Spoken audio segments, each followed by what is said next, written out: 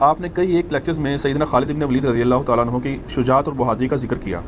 اہل سنت کے خائن کے لیے سیف اللہ کا لقب بھی استعمال کیا جاتا ہے، جبکہ بعض غالی رافضی خالد ابن ولید کو سیف اللہ نہیں مانتے۔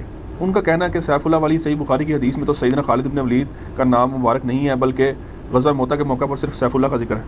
ارے یہ جو ان کی جہالت ہے صرف، اس کے سوا کچھ نہیں ہے، اور ضد اور ہٹ درمی ہے۔ اور اس کی وجہ بھی یہ ہے کہ جب شیعہ کے ہاں یہ کہانی کروا دی گئی کہ معاذ اللہ استغفر اللہ، خالد ابن ولید نے نعوذ باللہ سیدنا علی بن ابی طالب کو زنجیروں میں جکڑ کے حضرت بکر کے سامنے لا کے زبردستی بیعت کروائی، یہ کہانی بنا دی انہوں نے۔ تو اس کی وجہ سے پھر حضرت خالد ابن ولید کے بارے میں ان کے دل میں بغض آ گیا۔ خالد ابن ولید حضرت علی مولا علی کو کون اس طرح پکڑ کے لا سکتے؟ ٹھیک ہے، شرم نہیں آتی ان لوگوں کو بات کرتے ہوئے، شیر خدا کے ساتھ کون ایسا کر سکتا ہے؟ سیدنا علی کی شجاعت سے بڑھ کے کس کی شجاعت تھی؟ ان کی محبت میں ان کے بارے میں غلط عقیدے پروپیگیٹ کرتے ہیں۔ سیدنا خالد ابن ولید رضی اللہ تعالیٰ عنہ کو اللہ تعالیٰ نے مشرکین عرب سے اٹھا کے رومن اور پرشین امپائر کے اوپر دے مارا ہے۔ بڑی ایکسٹرا آرڈنری پرسنالٹی ہے۔ نبی اسلام کی اعلان نبوت کے بعد 19 سال تک کافر رہے ہیں۔ اس 19 سالوں میں موت بھی آ سکتی تھی، لیکن اللہ نے زندہ رکھا ہے۔ حتیٰ کہ غزوہ احد کے موقع پر نبی اسلام کے جو 4 دانت شہید ہوئے ہیں، جو بخاری مسلم میں آتا ہے، حضرت خالد بن ولید کی وجہ سے ہوئے ہیں۔ انہوں نے وہ جب درہ چھوڑ دیا تھا عبداللہ ابن جبیر اور باقی ان کے ساتھیوں نے، عبداللہ ابن جبیر نے تو نہیں چھوڑا تھا، چند ساتھیوں نے، تو یہ پیچھے سے آگے حملہ آور ہوئے، اور نبی علیہ السلام کی بددعا ہے ان کے لیے۔ اس موقع پہ نبی علیہ السلام کی مبارک زبان سے نکل گیا، اللہ ایسی قوم کو کیسے ہدایت دے گا جنہوں نے اپنے نبی کا چہرہ خون سے رنگ دیا۔ تو سورہ ال عمران میں جہاں پہ صحابہ کرام کو اللہ تعالیٰ نے گرفت کی ہے نا 60 آیات میں کہ غزوہ احد پہ تم نے یہ غلطی کی، پھر اینڈ پہ معاف بھی فرما دیا، پہلی گرفت نبی علیہ السلام پہ آئی ہے، لیس لک من الامر شیء، نبی آپ کو تو کوئی اختیار نہیں، اللہ چاہے ان کو ہدایت دے دے۔ ہوئے ہوئے ہوئے ہوئے، اور اسی کو ہدایت بھی مل گئی۔ پھر اسی پیگن کو اللہ نے اٹھایا ہے۔ پیگن انگلش میں کہتے ہیں بت پرست۔ آپ گوگل پہ جا کے لکھیں حضرت خالد بن ولید کا تعارف، کہ ایک عرب کا پیگن اللہ نے اٹھا کے اسے رومن اور پرشین امپائر الٹوا دیا۔ پھر 19 سال تو کفر میں گزرے ان کے، اسلام میں ان کے 19 سال نہیں گزرے سر، بمشکل 10-11 سال، لیکن انہوں نے اپنے 19 سالوں کے بھی سارے گناہ دھلوا دیے، جو کچھ کیا پھر، اور جو کچھ اللہ نے ان سے کام لیا۔ یہ ایک الگ سے تلخ حقیقت ہے کہ سیدنا خالد بن ولید سے نبی اسلام کے مبارک زمانے میں بھی اور بعد میں بھی بحیثیت انسان کچھ غلطیاں ہوئی ہیں، بخاری مسلم میں رپورٹ ہوئی ہیں، لیکن کسی شخص کی چند ایک غلطیوں سے اس کا پورا پلڑا ادھر کا ادھر نہیں ہو جاتا۔ اللہ بھی قیامت والے دن نیکیوں اور برائیوں کو تولے گا۔ نیکیاں زیادہ ہوں گی تو پھر اس کو یہ نہیں کہا جائے گا کہ یہ تو نے اتنی بڑی برائی کیوں کی تھی، پھر وہ پاس ہو چکا ہے، چاہے کسی ایک سوال میں اس کے 0 نمبر بھی آئے ہوئے ہیں، پاس ہو چکا تو اس کا تانا بھی نہیں دیا جائے گا، نیور۔ تو 2-4 واقعات کو لے کے اس طریقے سے کسی بندے پہ چڑھائی کرنا یہ بالکل زیادتی والی بات ہے۔ سیدنا خالد بن ولید سیف اللہ ہے، اس میں کوئی شک نہیں ہے۔ صحیح بخاری میں جو یہ حدیث کہتے ہیں نا، یہ حدیث بڑی مشہور ہے۔ غزوہ موتا کے موقع پر آپ کو پتہ ہے نبی علیہ السلام نے رومن امپائر کی طرف اپنا ایک ایلچی روانہ کیا تھا، خط بھیج کے، اس ایلچی کو قتل کر دیا گیا تھا، اور اس وقت ایلچی کا قتل اعلان جنگ ہوتا تھا۔ تو نبی علیہ السلام نے ایک لشکر روانہ کیا زید بن حارثہ کی قیادت میں، نبی علیہ السلام کے منہ بولا بیٹا جس کا نام قرآن میں، واحد صحابی جس کا نام قرآن میں، زید۔ لیکن ساتھ ہی آپ نے فرمایا، صحیح بخاری میں الفاظ ہے کہ اگر زید فوت ہو جائے، مسند احمد میں ڈیٹیل موجود ہے انہی الفاظ کے ساتھ، کہ زید فوت ہو جائے تو جعفر کو اپنا امیر بنا لینا، جعفر فوت ہو جائے شہید ہو جائے تو پھر عبداللہ بن رواحہ کو بنا لینا، اگر وہ بھی شہید ہو جائے پھر تو اپنی مرضی سے کسی کو امیر چن لینا۔ یہ مسند احمد میں، بخاری میں الفاظ ہیں کہ صحابہ کرام کہتے ہیں نبی الاسلام مدینہ شریف میں تھے اور آپ علیہ السلام کی آنکھوں سے مسلسل آنسو رواں تھے، اور آپ نے کہا کہ میرے زید کو شہید کر دیا گیا۔ اب مسلمانوں کا پرچم جعفر نے تھام لیا۔ جعفر بھی حضور کے لاڈلے سے، آپ کو پتا ہے، جعفر طیار، حضرت علی کے بھائی، جن کے بارے میں بخاری میں آتا ہے کہ ان کے 2 بازو کٹ گئے تھے، تو آپ علیہ السلام فرمایا میں نے اسے جنت میں اڑتے ہوئے دیکھا، اللہ نے اس کو 2 پر دے دیے۔ نجاشی کے دربار میں انہوں نے ہی، آپ کو پتا ہے، سورہ مریم پڑھی تھی۔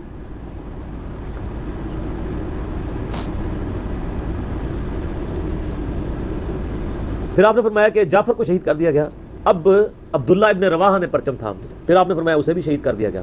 پھر آپ نے فرمایا اب اللہ کی تلواروں میں سے ایک تلوار کو مسلمانوں نے اپنا امیر چن لیا، اور میں اللہ سے امید کرتا ہوں اللہ تعالیٰ اس کے ہاتھ پہ فتح دے گا، اور فتح ہو بھی گئی۔ یہ بخاری کی جو حدیث ہے نا، اس کے اوپر امام بخاری نے باب باندھا ہے مناقب خالد ابن ولید، حالانکہ اس میں خالد بن ولید کا نام نہیں تھا، لیکن اس حدیث کے اوپر باب کیا باندھا؟ خالد بن ولید، کیونکہ وہ سیف اللہ وہ تھے، سیوف من سیوف اللہ، اللہ کی تلواروں میں سے ایک تلوار کے ہاتھ میں جھنڈا آ گیا، اللہ تعالیٰ فتح دے دے گا، فتح ہو گئی۔ اس کے 3-4 طریقے بخاری میں، باقی طریق کے اندر نہ خالد بن ولید کا نام بھی موجود ہے کہ خالد بن ولید کے ہاتھ میں اب پرچم آ گیا، اللہ نے فتح دے دی۔ اچھا، اور وہ فتح یہ ہوئی کہ بہت بڑا لشکر سامنے سے آ گیا تھا، حضرت خالد بن ولید اپنے لشکر کو بچا کے واپس لے آئے۔ ایک غزوہ موتا تھا، اور صحیح بخاری میں آتا ہے کہ 9 تلواریں حضرت خالد کے ہاتھ میں ٹوٹی تھیں اس دن، 9 تلواریں اس جنگ کے اندر۔ واپس آ گئے، پھر بعد میں خیر وہ ایک رومن امپائر والا پھر تو یرموک پہ جا کے کنکلوژن ہوئی نا۔ یہاں پہ بخاری میں الفاظ ایک طریق میں خالد بن ولید ہیں، دوسری میں سیف اللہ، اور امام بخاری نے باب بھی باندھ دیا تو سیف اللہ ثابت ہو گیا۔ اسی حدیث کا جو طریق مسند احمد میں ہے اس میں الفاظ ہیں اللہ کی تلواروں میں سے ایک تلوار خالد بن ولید۔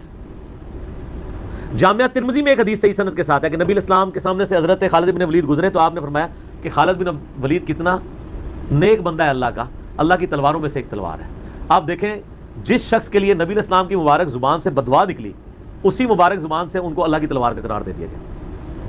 ذالک فضل اللہ یؤتی من یشاء، یہ اللہ کی بے نیازی ہے۔ آپ تو کسی ایسے شخص کو معاف بھی نہ کرتے جس کی وجہ سے نبی کے 4 دانت شہید ہوئے ہیں۔ اللہ دیکھیں کیسے کیسے مجرمین کو معاف کر کے کس ایپیکس پہ فائز کر دیتا ہے، بندے نہیں معاف کرتے۔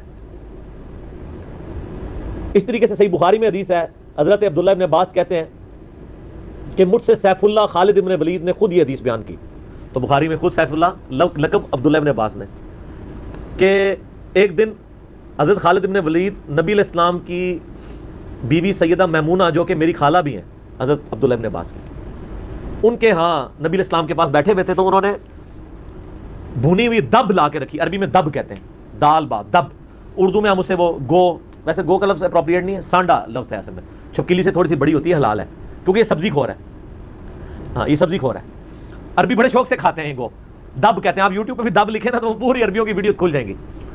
دب لا کے رکھی گئی بھنی ہوئی، تو حضرت خالد بن ولید کہتے ہیں میں بڑے شوق سے کھانا شروع کیا، اور حضور مجھے بڑے دیکھ رہے تھے ایسے، وہ یعنی اتنے ذوق و شوق سے کھا رہے تھے، تو میں نے کہا یا رسول اللہ آپ بھی؟ تو آپ فرمایا کہ میرے علاقے کی غذا نہیں ہے، میں نہیں کھاتا، یعنی حرام۔ ان کا یا رسول اللہ کیا حرام ہے؟ آپ فرمایا حرام نہیں ہے، مجھے پسند نہیں ہے۔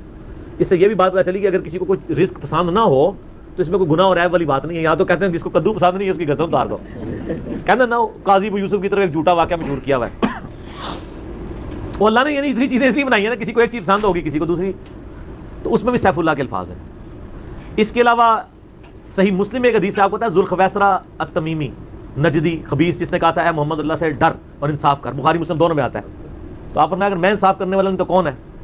تو وہاں پہ الفاظ ہیں مسلم شریف میں، یہ بخاری میں بھی حدیث ہے، مسلم کے الفاظ ہیں کہ حضرت عمر فاروق رضی اللہ عنہ کا یا رسول اللہ اجازت ہے میں اس منافق کی گردن اڑا دوں، اور وہاں پہ الفاظ ہیں پھر سیف اللہ خالد کھڑے ہوئے، وہاں بھی لفظ ہے سیف اللہ، انہوں نے کہا یا رسول اللہ اجازت دیں، آپ فرمایا چھوڑ دو، لوگ کہیں گے یہ اپنے ساتھیوں کو مرواتا ہے، کیونکہ کلمہ گو تو تھا نا وہ، اس کی نسل سے بھی لوگ پیدا ہوں گے، ان کے خلاف قتال کرنے والے مخلوق کے بہترین لوگ ہوں گے۔ اور ابو سعید خدری کہتے ہیں کہ وہ حضرت علی کے زمانے میں جب یہ ظاہر ہوئے تو حضرت علی کے ساتھ مل کے ہم نے ان خوارج کے خلاف قتال کیا تھا، تو یہ مسلم میں بھی سیف اللہ کے الفاظ موجود ہیں۔ باقی حضرت خالد بن ولید رضی اللہ تعالیٰ عنہ کی پرسنالٹی یعنی بڑی ایکسٹراڈنری ہے۔ آپ دیکھیں کہ آلموسٹ ان کی جو عمر مبارک ہے وہ بلو 45 تھی جب وہ فوت ہوئے حضرت عمر کے دور کے اندر۔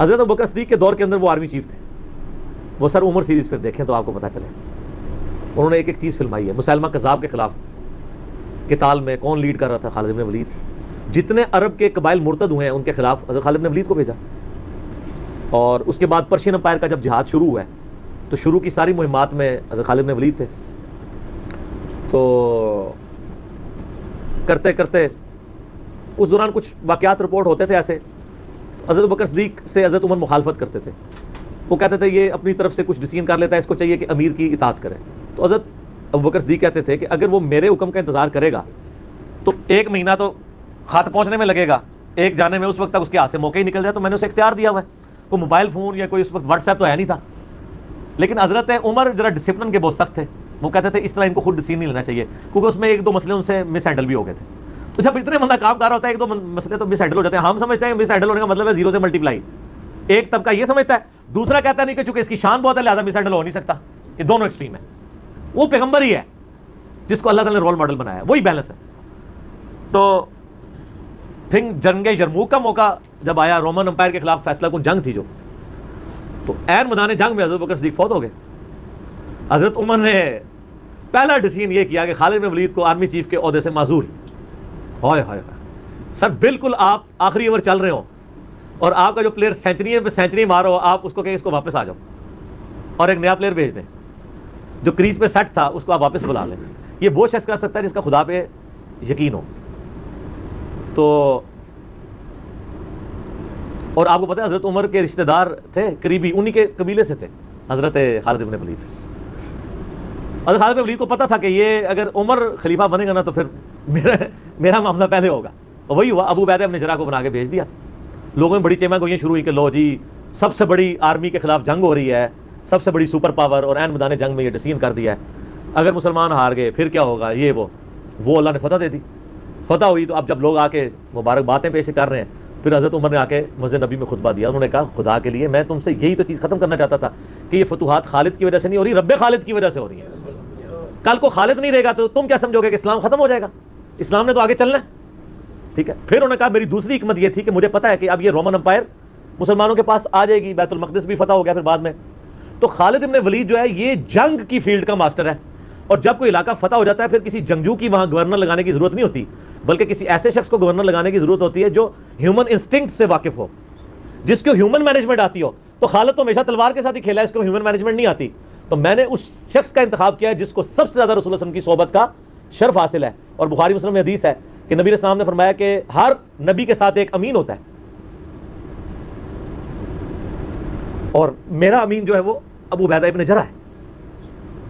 ان کو پھر یعنی یرموک میں حضرت عمر نے یعنی آرمی چیف لگایا اور فتح ہوئی. اس کے بعد بیت المقدس بھی فتح ہو گیا، کیونکہ ابو عبیدہ جو ہے وہ شروع کے مسلمانوں میں سے مکی دور کے. اب بعد میں لوگوں کو اسلام سکھانا تھا تو ایسے بندے کی ضرورت تھی نا. تو پھر حضرت عمر آپ کو پتا ہے نا دورے پہ بھی گئے تھے بیت المقدس کی چابیاں لینے کے لیے. تو وہاں پہ کئی واقعات ہیں، ان میں سے ایک جو واقعہ ابو عبیدہ کا جو کہ ذکر ہوا ہے، تو اس کے بعد حضرت عمر ابو عبیدہ کو کہتے ہیں مجھے اپنے آپ آفس میں لے چلو.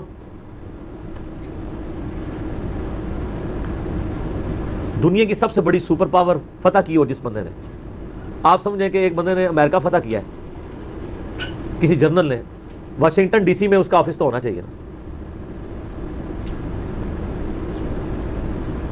حضرت عمر رضی اللہ تعالیٰ عنہ کو ابو عبیدہ جب اپنے یعنی آفس میں لے کے گئے تو آفس کیا تھا؟ اسی قلعے کا ایک پرانا سا کمرہ جس کے ایک کونے کے اوپر مصلی بچھا ہوا ہے، ایک وضو کی جگہ ہے، لوٹا پڑا ہوا ہے. یہ کل کائنات ہے اس آفس کی جو سب سے بڑی سپر پاور کو جس بندے نے گرایا، ابو عبیدہ ابن جراح نے. حضرت عمر رضی اللہ تعالیٰ عنہ کی آنکھوں میں آنسو آ گئے. انہوں نے فرمایا کہ دنیا نے ہر بندے کے اوپر اپنا اثر چھوڑا ہے سوائے ابو عبیدہ ابن جراح کے. دنیا اسے شکست نہیں دے سکی. دنیا سے مراد دنیا کی محبت. ہر بندے نے اپنا حصہ لے لیا. اس لیے آپ کو پتا ہے نا کہ حضرت عمر اپنے دور خلافت میں ابو عبیدہ ابن جراح کو بار بار خط لکھتے رہے کہ آپ ادھر آ جائیں، کیونکہ حضرت عمر چاہتے تھے کہ میں اپنے بعد ان کو خلیفہ نامزد کروں، اس لیے کہ وہ امین الامت ہے. لیکن وہ پھر حضرت عمر کے دور میں طاعون کے مرض میں وبا جو پھیلی تھی شام میں، اس میں وہ پھر شہید ہو گئے تھے. تو وہی ان کا پھر وہ قبر بن گئی. سر میرا سوال ہے کہ طاعون کا مرض آپ کو پتا ہے کہ کیا تھا؟ جسم پہ پورے پھوڑے نکلتے تھے کینسر کے. تو کیا حضرت ابو عبیدہ ابن جراح ناکام گئے ہیں دنیا سے؟ کیسا جی کوئی بندہ مرا تھا، بڑا نورانی چہرہ تھا، یہ تھا وہ تھا. ہر بندے نے اپنے بنائے ہیں. ایک بندہ پھوڑوں کی تکلیف سے مرا ہے، بخاری مسلم کی حدیث ہے، جو طاعون کے مرض میں مرا وہ شہید ہے. تو وہ مرے تو بستر مرگ پہ ہے لیکن شہید ہے. اور دوسری طرف خالد بن ولید آپ دیکھ لیں، سینکڑوں جنگوں میں حصہ لیا انہوں نے، کسی ایک جنگ میں شکست نہیں کھائی، حتیٰ کہ جو کافروں کی طرف سے بھی غزوہ احد لڑی ہے اس میں بھی ان کو شکست نہیں ہوئی. جسم پہ حضرت خالد بن ولید کہا کرتے تھے میرے جسم کا کوئی حصہ نہیں جس پہ برچھی یا نیزے یا تلوار کا نشان نہ ہو. ظاہر ہے اتنی جنگوں میں زخم لگ جاتے ہیں، لیکن میں بھی آج ایک بوڑھے اونٹ کی طرح بستر مرگ پہ مر رہا ہوں. میں نے سینکڑوں جنگوں میں اپنی موت کو تلاش کیا لیکن موت نہیں آئی. اس کا مطلب ہے موت جو ہے وہ اس پہ ڈیپینڈنٹ نہیں ہے کہ آپ میدان جنگ میں گئے ہوئے ہیں. ان کو موت میدان جنگ میں اس لیے نہیں آنی تھی کہ وہ اللہ کی تلوار تھے, اللہ کی تلوار تو نہیں ٹوٹ سکتی تھی. تو ان کا آج میں بھی بوڑھے اونٹ کی طرح بستر مرگ پہ مر رہا ہوں. صرف میں تمہیں یہ بتانا چاہ رہا ہوں کہ موت کا میدان جنگ سے کوئی تعلق نہیں. ویسے تو مسلم شریف میں حدیث ہے, جو شخص شہادت کی تمنا کے ساتھ اپنے بسترے پہ بھی مرا, اللہ تعالیٰ اسے شہید ہونے کا ثواب دے دے گا. ہمیں نیت کرنی چاہیے. یہ حضرت خالد بن ولید کے شعر ہیں کہ میں بھی اگر موت میدان جنگ میں آتی تو مجھے آتی, جس نے سینکڑوں مار کے لڑے ہیں, اور سر پیچھے بیٹھ کے نہیں آج کل کے جرنیلوں کی طرح, فرنٹ سے لیڈ کر کے. تو یہ ان کے شعر آج بھی, ان کا جو قبر یا مزار بنا ہے اس کے ساتھ ایڈجسٹنٹ مسجد کی دیوار کے اوپر یہ شعر لکھے ہوئے ہیں. آپ یوٹیوب پہ جا کے دیکھیں تو آپ کو مل جائیں گے. فرنٹ سے لیڈ کر کے پوری زندگی لڑے ہیں. باقی ان سے جو کچھ واقعات مس ہینڈل ہوئے ہیں, اس سے آپ ان کی یہ نہیں کہہ سکتے کہ زندگی زیرو سے ملٹیپلائی کر گئی, کیونکہ جو بندہ موت کو گلے لگانے کے لیے ہر وقت تیار ہو, اس کے بارے میں یہ کہنا کہ وہ کسی عورت کے معاملے میں, مطلب وہ اس سے محبت کے چکر میں اس نے اس کے یعنی خامن کو مروا دیا, جو ایک واقعہ ملتا ہے, تو ایسا نہیں تھا. کیونکہ حضرت عبداللہ بن عمر اور عمار بن یاسر, آپ کو پتہ ہے یہ رپورٹر تھے حضرت ابو بکر کے. غزوہ جب وہ جنگ یمامہ کے بعد واپس آئے نا, انہوں نے آگے رپورٹنگ کی. انہوں نے پوچھا ہاں بتاؤ اتنے مار کے لڑے, کیا ہوا کیا ہوا. تو عمار بن یاسر نے کہا کہ اللہ کی قسم, آپ جنگ یمامہ تو جیتی ہے خالد بن ولید کی وجہ سے. پہلے تو پسپائی ہو گئی تھی, 700 وفات شہید ہو گئے تھے. حضرت خالد بن ولید اکیلے آگے چلے گئے تھے جسے روپ پڑا تھا. تو انہوں نے کہا کہ اے امیر المومنین, خالد ہم میں سے اگر کوئی شہید ہوتا سب سے پہلے خالد ہوتا.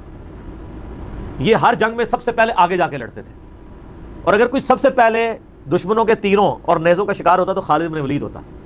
تو جب جس بندے کی زندگی کی کمٹمنٹ کا لیول یہ ہو نا, اس کے لیے عورتوں کا کوئی شگف نہیں ہوتا. جب بندہ جان تیلی پہ رکھ کے جا رہا ہو, سر یہ ہماری سچویشن نہیں ہے, تو وہ آپ کسی بندے کی اجتہادی خطا یا کہیں پہ کوئی اس کا مسئلہ, وہ ایک علیحدہ بات ہے. اوورآل جو بندہ اتنا کمٹمنٹ کے ساتھ لڑ رہا ہو, اس کے بارے میں بدگمانی نہیں کی جا سکتی کہ اس کے اندر کوئی اس حوالے سے جھول پایا جاتا ہے. پر خالد بن ولید رضی اللہ تعالیٰ عنہ مسلمانوں کے ہیرو ہیں. باپ کے بارے میں قرآن میں اتنے سخت الفاظ ہیں, اور بیٹا دیکھ لیں, ٹھیک ہے. اور آپ کو پتا ہے کہ حضرت خالد بن ولید حضرت عمر کی زندگی میں فوت ہو گئے تھے. ان کی جب شہادت, ان کی فوت ہونے کی خبر جب مدینہ شریف میں آئی نا, تو کچھ عورتوں نے واویلا کرنا شروع کر دیا. تو حضرت عمر, آپ کو پتا ہے بڑے سخت مزاج تھے, ان کا یہ عورتیں کیوں رو رہی ہیں, کیا ہوا ہے؟ تو بتایا کہ خالد بن ولید فوت ہو گئے. حضرت عمر نے رونا شروع کر دیا, حالانکہ خود معزول کیا ہوا تھا, لیکن وہ اللہ کے لیے کیا ہوا تھا نا, اپنی ذات کے لیے نہیں. آپ فرمائیں ان عورتوں کو رونے دو. خالد واقعی اس قابل ہے کہ اس کے اوپر رویا جائے, کیونکہ باقیوں کی اگر کوئی تعریف کرتا ہے تو غلوب ہو سکتا ہے. خالد نے اتنا کچھ اسلام کے لیے کیا ہے کہ اگر یہ روتے ہوئے, یہ نوحہ جو حرام قرار دیا کہ وہ اس طرح کا نوحہ ہے جس میں آپ جھوٹی تعریف کریں. اگر کوئی روتے ہوئے کسی کی سچی تعریف کر دیتا ہے کہ اس کی وجہ سے اسلام کی یہ خدمت ہوئی, سر وہ نوحہ تو حضرت عمر کے اوپر کیا ہے,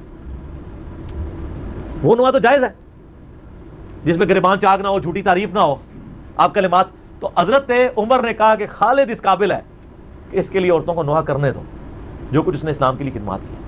حضرت عمر کے اوپر نہیں کیا. بخاری مسلم دونوں میں حدیث ہے, عبداللہ ابن عباس کہتے ہیں کہ حضرت عمر کی میت رکھی ہوئی تھی, اور لوگ آ کے آپ کی میت پہ سلام پڑھتے تھے اور آپ کے لیے تعریفی کلمات کہتے تھے کہ اللہ تعالیٰ آپ کے ساتھ اچھا معاملہ کرے, آپ کی وجہ سے اسلام کو عروج ملا, اور یرموک کے اندر اور قادسیہ کے اندر اللہ نے فتوحات دی, رومن پرشین امپائر مسلمانوں کے پاس آئی, خزانے آئے. اتنے میں عبداللہ ابن عباس کہتے ہیں, بخاری مسلم دونوں میں حدیث ہے, ایک شخص میرے پیچھے آ کے کھڑا ہوا اور اس نے میرے کندھے پہ یوں کونی رکھی, اور اس نے کہا اے عمر اللہ تجھ پہ رحم کرے, تو اس روئے عرض پہ ایسا شخص تھا کہ میری خواہش تھی کہ میں اللہ کے حضور اگر پیش ہوں نا تو میں تیرے اعمال کے ساتھ پیش ہوں. ہائے ہائے ہائے ہائے, تیرے اعمال اس قابل ہے کہ میں چاہتا ہوں میں ان اعمال کے ساتھ اللہ کے سامنے پیش ہوں.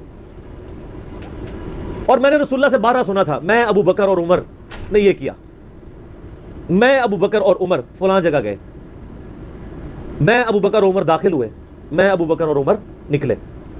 مجھے امید تھی کہ تم اپنے دو ساتھیوں سے جا ملو گے. کس کے ساتھ؟ رسول اللہ اور ابو بکر صلی اللہ علیہ وآلہ وسلم رضی اللہ تعالیٰ عنہ.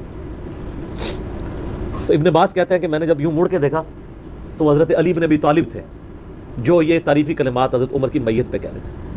سر مولا علی کسی کے لیے تعریفی کلمات کے اور اس لیول کے کہ میں تیرے اعمال کے ساتھ اللہ کے حضور پیش ہونا چاہتا ہوں, اس کو اور کسی سرٹیفکیٹ کی ضرورت نہیں ہے, جس کی خود فضیلت میں اتنا کچھ ہے. اور آپ دیکھیں کس طرح اب یہ سارے تعریفی کلمات میت پہ کہے جا رہے تھے نا, اس طرح کے وہ ان کے لائق تھا کہ ان کے لیے لوگ یہ تعریفی کلمات پڑھتے. واقعی انہوں نے اسلام کو کنٹریبیوٹ کیا. یہاں تو جن لوگوں نے اسلام کا جنازہ نکالا ہے, بدعقیدگیاں پھیلائی ہیں, لوگ ان کی کہتے ہیں بڑی خدمات ہیں. پھر میں بار بار پوچھتا ہوں کیا خدمات ہیں؟ کس صوفی بزرگ نے جو ہے وہ بخاری کا ترجمہ کر دیا ہے اپنی مدر ٹنگ کے اندر، کس نے قرآن کا ترجمہ کر دیا، پھر کہتے ہیں خدمات ہے. خدمات جن لوگوں کی ہیں وہ نظر آ رہی ہیں. آج تک لوگ ان کا نام لیتے ہیں تو رضی اللہ تعالیٰ عنہ کہتے ہیں، ان کے لیے دعائیں مانگتے ہیں، ان کی زندگی میں بھی، ان کی وفات کے بعد بھی، قیامت تک. ٹھیک ہو گیا.